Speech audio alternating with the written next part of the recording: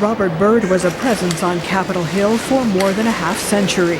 He was as passionate about his home state of West Virginia as he was about working at the U.S. Capitol. Great day for West Virginia.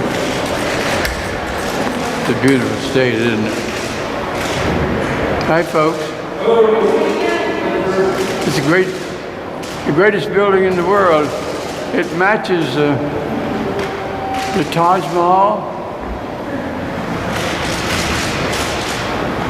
the other great buildings around the world. During his later years, as U.S. soldiers fought an increasingly controversial war in Iraq, the senator was an outspoken critic of the conflict. This entire adventure in Iraq has been based on propaganda and manipulation. As the influential chairman of the Senate Appropriations Committee, he had a prominent platform on which to criticize the cost of the Iraq War. The cost of the war has spiraled to $149 billion. That's $149 for every minute since Jesus Christ was born. And the White House is on the verge of asking Congress for another $80 billion. In 2006, Byrd was elected to an unprecedented 9th consecutive term in the Senate and became the longest-serving senator in U.S. history. He cast more votes in Congress than any U.S. lawmaker. Mr. Byrd, no. He was twice elected Senate Majority Leader and twice elected Senate President pro tempore, the third in line of succession for the presidency after the Vice President and the Speaker of the House.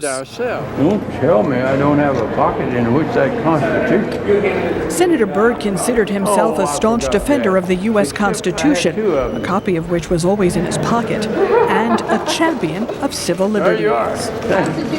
Thank you. All right, we're coming down. But there was a brief period of his life that he was not proud of. In his 2005 autobiography, he recalls his time in the white supremacist group, the Ku Klux Klan, when he was a young man. He was reluctant to talk about it publicly. I'm ashamed.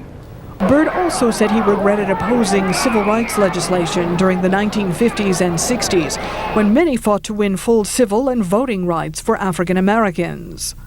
Although Byrd apologized for his earlier positions on racial matters, he had no regrets about his efforts to channel federal dollars to his home state. He defended the more than $1 billion in federal funding he sent to West Virginia, one of the most impoverished states. The money paid for buildings, institutions, and roads, many that now bear his name, projects that critics argue amount to wasteful spending or pork. Well, you know, you'll see that in my obituary. He was in the Klan, and he was the pork king. You watch. Speaking to tourists in the Capitol several years ago, Byrd expressed a debt of gratitude to the residents of his state for allowing him to serve for so long in the Senate he so loves. All the credit goes to the people of West Virginia.